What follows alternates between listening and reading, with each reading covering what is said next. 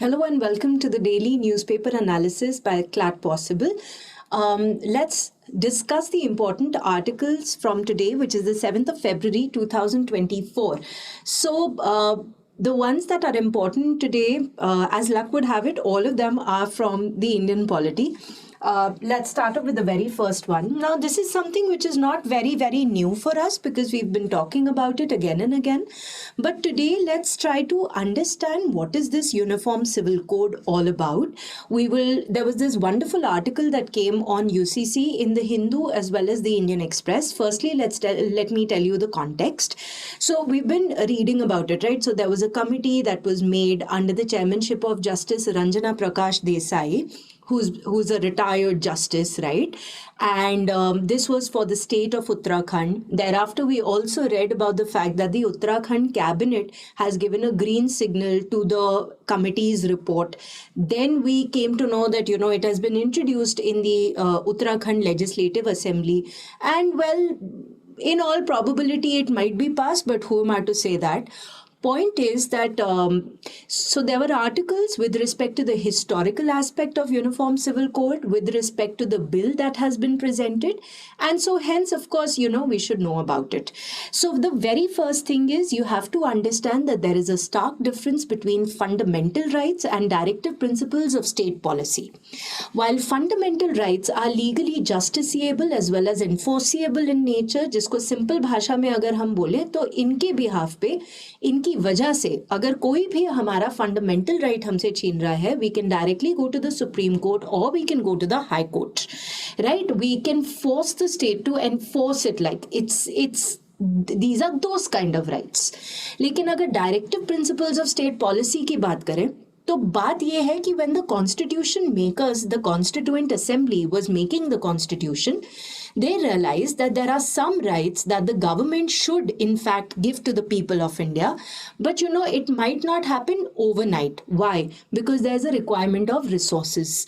And as and when the government will have those resources, of course, they will make it into a justiciable right. तब तक इनको एक हम vision दे देते हैं. So the destination is a welfare state, and the path that they have to walk on is the directive principle of state policy. These are legally non-justiciable, non-enforceable in nature. As and when we have the resources, we will definitely do it.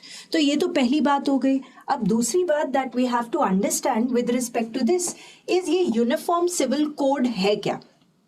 So uniform मतलब it is applicable on all. Right civil मतलब हम लोग criminal laws की बात नहीं कर रहे. और क्रिमिनल लॉज की बात क्यों नहीं हो रही बेटा? बिकॉज क्रिमिनल लॉज तो यूनिफॉर्मली वैसे ही एप्लीकेबल है. Murder is murder for a Hindu and a Sikh and a Parsi and a Jain and a Muslim and a Buddhist and all of them, right?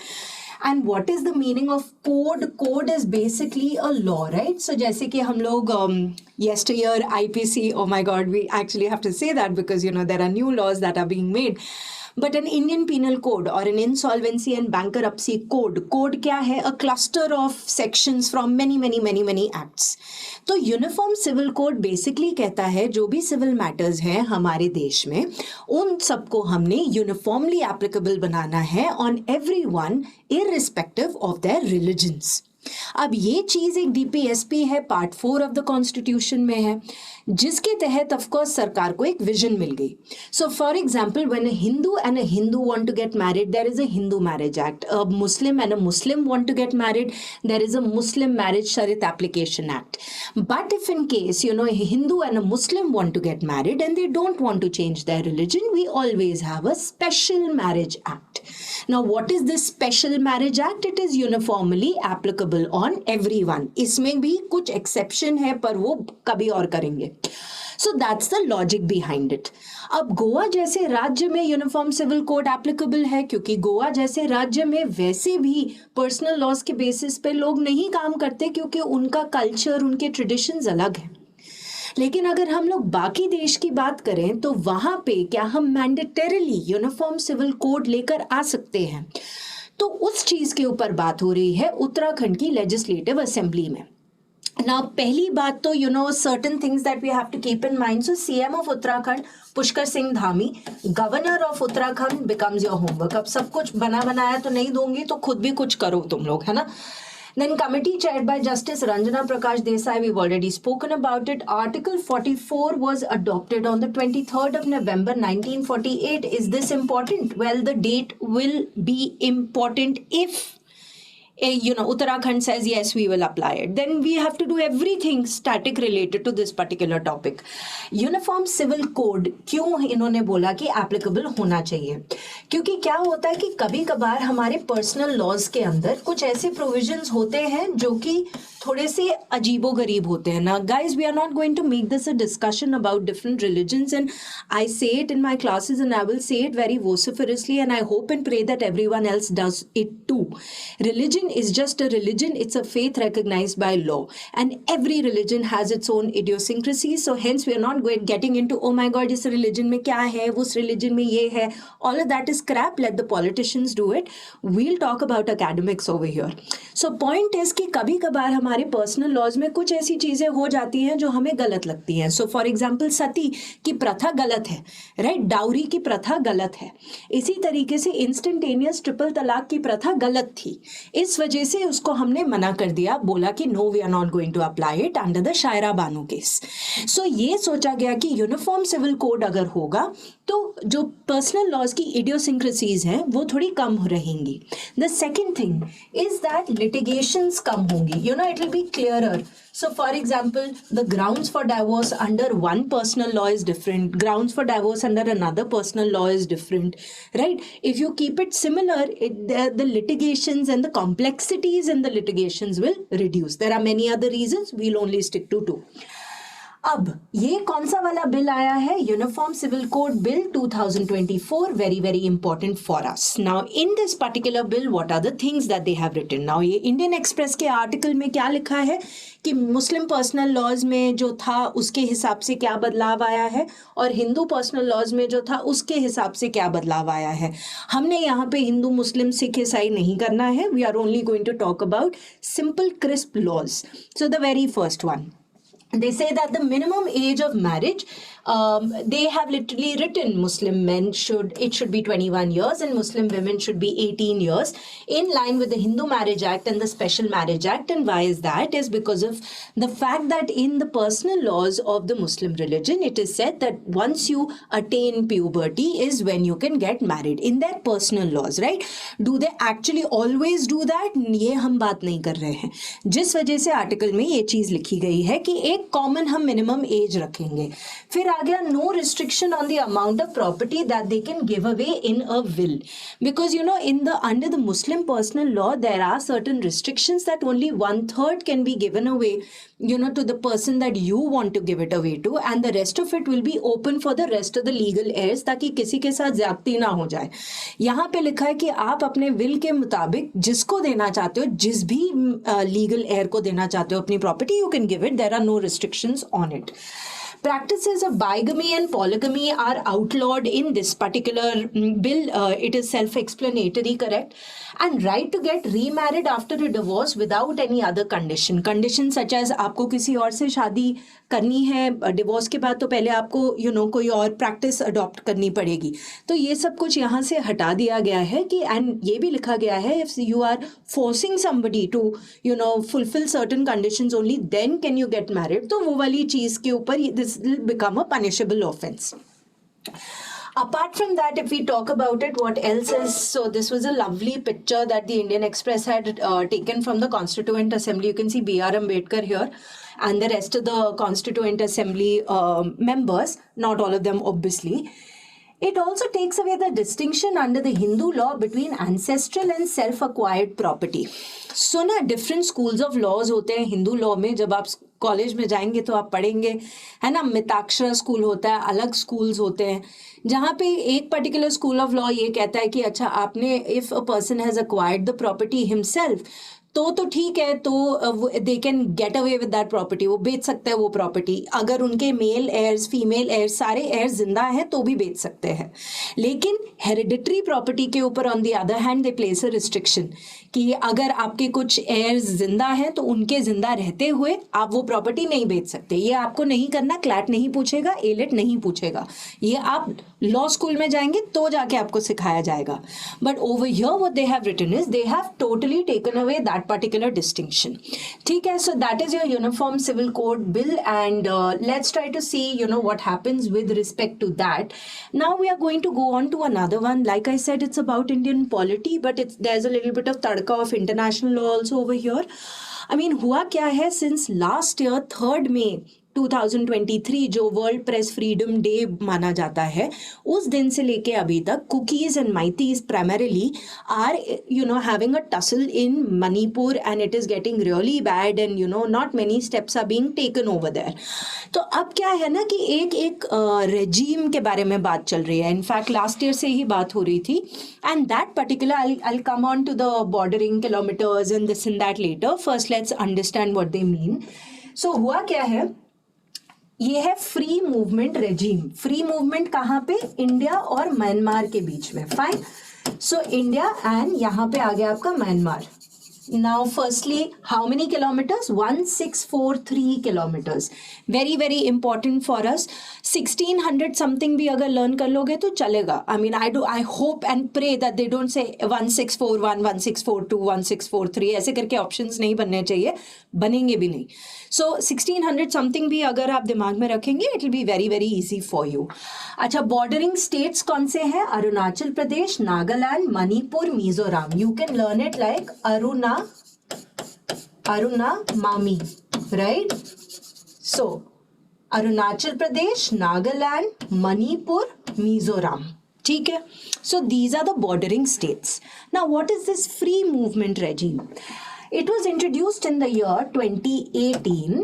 And इसमें क्या बोला गया कि ऑल द हिल ट्राइब्स, अब कुछ ट्राइब्स यहाँ पे रह रही है, कुछ ट्राइब यहाँ पे रह रही है. ये यहाँ पे इंडियन सिटीजन्स है, यहाँ पे म्यांमार के सिटीजन्स हैं. कहते हैं they can travel within 16 kilometres on either side of the Indo Myanmar border. ठीक है, तो 16 किलोमीटर्स के बीच में they can travel, and it's a free movement. By that we mean that nobody will place restrictions upon you upon this movement. They can cross the border by producing a border pass with a 1-year validity issued by competent authority and can stay up to 2 weeks per visit. ये देखो, तो आपको मिल गया border का पास, and border पास जैसे आपको मिल गया, क्यों मिलेगा? क्योंकि आप हिल ट्राइब हो. ये हम क्यों कर रहे हैं? Why are we giving this particular pass? For diplomatic relationships, that is one. And secondly, a lot of people have migrated from Myanmar into India. A lot of hill tribes have gone there also. So for easy facilitation movement, we have said free movement regime हम लोग करेंगे.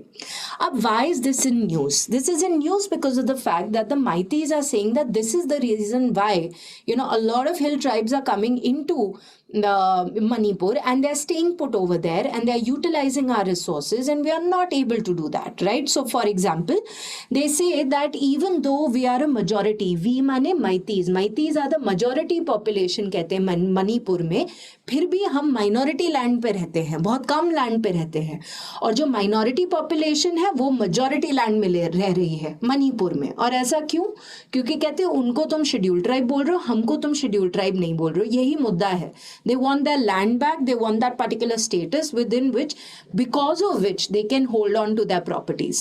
So they say सबसे पहली चीज तो इस चीज को तुम खत्म करो, because this is the root cause of all of our issues. Now you have to know that why is this in news is because of the fact that our Home Minister, Mr. Amit Shah, has said that the Myanmar border will be fully fenced. It's not as if it's not fenced at all, but there are certain sections which are fenced. But now he says they'll be fully fenced, and thereafter, we are also, because this is in news, we are also guessing कि बाद में जाके ये चीज भी खत्म होगी कि नहीं होगी हमें नहीं पता, अभी तक हमने नहीं देखा.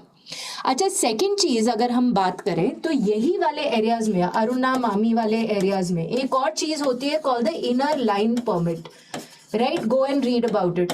और अगर नहीं समझ में आएगा तो आप कमेंट करके यहाँ पे वीडियो के नीचे लिखेंगे, और हम कल इसके बारे में बात करेंगे. सो इनर लाइन परमिट, इसके अलावा भी एक और यूटी है जिसके ऊपर ये चीज़ है, जो कि यूटी काफ़ी ज़्यादा न्यूज़ में है because of another country, but वो चीज़ छोड़ दो. You will go and read about inner line permit, and you will comment, and you will tell me if you want me to discuss it. If you have understood it, that will be great. Anyway, so Myanmar का capital, उसका official language, president, prime minister, ये सब कुछ becomes very very important for us from this news. Let's go ahead. The next one, again, like I said, there's a lot of polity because you see the budget session is happening. And because the budget session is taking place, there are a lot of bills and all of that which are in news. So yesterday we spoke about the public examination cheating wala bill, correct? And now we are talking about another one. Now this is with respect to J&K की local bodies. Local bodies का मतलब क्या होता है? दो होती हैं local bodies. एक हो जाती है आपकी पंचायत और दूसरा आपका पास हो जाती है म्यूनिसिपैलिटीज. अब पहली बात तो ये है कि ये लोकल बॉडीज की जो पार्ट्स हैं, सो कल किया था हम लोगों ने when we spoke about the Chandigarh mayor elections and what the chief justice of India had to say about it. We spoke about the 74th amendment act 1992, correct? तो एक तो आ गया part 9 of the constitution that is talking about the panchayati raj system and this was introduced by virtue of the 73rd amendment act of 1992 enforced in 1993. इसी तरीके से 74th amendment act 1992 इसके द्वारा आ गया आपका part 9A and that is talking about your municipalities. Now you have to understand that these two amendments are already talking about the formation, the election, all of that, also reservation in panchayat and municipalities. ये दोनों के दोनों amendment SC को भी देती है reservation, ST को भी देती है रिजर्वेशन, ठीक है, in proportion to their population. कहाँ पे? पंचायत में. इनफैक्ट पंचायत में क्या, म्यूनिसिपैलिटी में भी. इनफैक्ट महिलाओं को भी आरक्षण मिलता है. Women also get reservation bye virtue of these amendments. लेकिन ओबीसी के लिए बताऊं क्या लिखते हैं ये, कि अगर स्टेट चाहे तो ऐसे प्रोविजंस बना सकता है. मतलब मैंडेटरीली अ पंचायत और a municipality does not need to reserve seats for other backward classes. If it all they want to do it then the state will make a law. और ऐसे ही पंचायत और म्यूनिसिपैलिटी अगर state में ना होते हुए एक यूटी में हो तो कौन लॉ बनाएगा? पार्लियामेंट. वही पार्लियामेंट कर रही है. So UT of Jammu and Kashmir के पंचायत और म्यूनिसिपैलिटीज में पार्लियामेंट लॉ बना के किसको रिजर्वेशन दे रही है? Other backward classes. As simple as that. So Jammu and Kashmir Local Bodies Amendment Bill 2024, reservation of OBCs in Panchayat and municipalities, we've already discussed that. Other backward classes के बारे में अगर हम थोड़ा सा trivia if we want to learn, so the term OBC is not mentioned anywhere, it's not defined anywhere in the constitution. ठीक है, एक आर्टिकल 338B है जो कि national commission for backward classes की बात करता है, लेकिन ओबीसी क्या होता है वो नहीं लिखा है. लिखा क्या है? लिखा है कि हमें कुछ प्रोविजंस बनानी चाहिए for socially and educationally backward classes of India. Now, who are these socially and educationally backward classes of India? Who will identify them? तो ये लिखा है कॉन्स्टिट्यूशन में that the president will make a commission. Commission will identify socially, educationally backward, and then we will give them some reservation if at all we find any. अगर सवाल आया which was the very first commission made to identify OBC, that will be काका Kalelkar commission. पर इनकी बात किसी ने सुनी नहीं. अगर सवाल ये आया कौन सी कमीशन के द्वारा आइडेंटिफाई किया गया है ओबीसी को, you see the difference between the two. The first one says which was the first commission to be made to identify OBCs. The second point says which commission in fact did identify OBCs. So that is, of course, I'm sure everybody is aware of that. That is the BP Mandal Commission. एक और commission है जो पिछले साल तक news में थी और बहुत सारी एक्सटेंशंस मिली थी इसको, एंड फाइनली इसने अपना डिसीजन दिया था, and that was talking about the sub categorisation of OBCs. What is sub categorisation of OBCs? कौन सबसे ज्यादा सोशली एजुकेशनली बैकवर्ड है, कौन सा थोड़ा बहुत सोशली एजुकेशनली बैकवर्ड है, कौन सा ऑलमोस्ट निकल रहा है इस बैकवर्डनेस से. So that kind of sub categorisation. Alright, so that was done by the Rohini Commission. This is the latest commission. You can possibly keep it in mind. ठीक है. इसके अलावा UT of Jammu and Kashmir का जो LG है lieutenant governor, उसका भी नाम is important, that is Manoj Sinha. एक और चीज है, by virtue of the 102nd constitutional amendment act हमने कौन सी वाली बॉडी बनाई थी? National commission for backward classes. This is article 338B, ठीक है, national commission for backward classes. और finally 105th constitutional amendment act के द्वारा बोला गया था that even the states can identify OBCs, even states can identify OBCs. अब even states का मतलब इसमें 102nd कॉन्स्टिट्यूशनल अमेंडमेंट में the way it was phrased, it was termed in a way that only the center will identify it. But guys, cost of living के basis पे socially educationally backward एक जगह पे हो सकता है, दूसरी जगह पे ना हो। सिंपल भाषा में, मैं जितना पैसा कमा रही हूँ उतना मैं if I am staying in a place like let's say Punjab, maybe I'm having a gala time, but if I end up staying in Chandigarh, I might not. There's a difference in cost of living. Punjab, as in the entire state, it's wrong to say Punjab because then there are places in Punjab, but I'd rather talk about my area than your area and start off a debate. But you are getting the point. So hence, even states can identify OBCs. That was the 105th constitutional amendment. ठीक है, ये वाली चीज हो गई. Let's go on to the next one, the last one for today. This one is to do with STs. Again, Jammu and Kashmir. So amid protests in Jammu, Lok Sabha passes a bill to include Pahadis in J&K's scheduled tribe list. You have to understand क्यों लोग, why will they have a problem with it? They will have a problem with this because of the fact that, of course, जैसे कि अगर मैं बात करूं SCs को कितना रिजर्वेशन मिलता है 15%, ST को कितना मिलता है 7.5%, OBC को कितना मिलता है 27%, and if we talk about EWS को कितना मिलता है 10%, right? अब anyone who will get a new reservation, others will oppose it. Similarly, that is what is happening in Jammu and Kashmir right now. There are some tribal population, there are some tribal groups who don't want the Pahadis to get this particular status. That is what the protest is all about. Now coming back over here, हमने क्या learn करना है? So this is Constitution Jammu and Kashmir Scheduled Tribes Order Amendment Bill 2023. Tribal affairs minister कौन है? Arjun Munda. And कितनी seats reserve हुई है STs के लिए? जम्मू एंड कश्मीर के लेजिस्लेटिव असेंबली के लिए how many seats are reserve? 9 seats are reserve. So this is, इस एसटी में अब हम इनको भी ऐड करना चाह रहे हैं। That is what is happening over here. So similarly, जैसे national commission for backward classes था, इसी तरीके से national commission for scheduled tribes है। ये आर्टिकल 338A है, not B. So, to make things better, I don't know why that was mentioned there. So, Article 338 is National Commission for Scheduled Caste. Article 338A is National Commission for Scheduled Tribe. And Article 338B is National Commission for Backward Classes. So, you can learn it like this, okay? SC, ST, OBC ऐसे बोलते हैं। So 338, 338A, 338B. Chairman post is vacant for what reason under the sun, वो सब कुछ आपके लिए important नहीं है। सिंपल है, चेयरमैन जो है वो अभी नहीं है, तो मतलब अपॉइंट होंगे तो हम लर्न कर लेंगे, ठीक है। So that is that for today guys. There was a lot of law and a lot of polity. We will come back tomorrow with more such news, and kindly like the video if you found it informative and share it with your group of friends, and if you haven't already, kindly subscribe to our channel. Thank you very much. I'll see you tomorrow.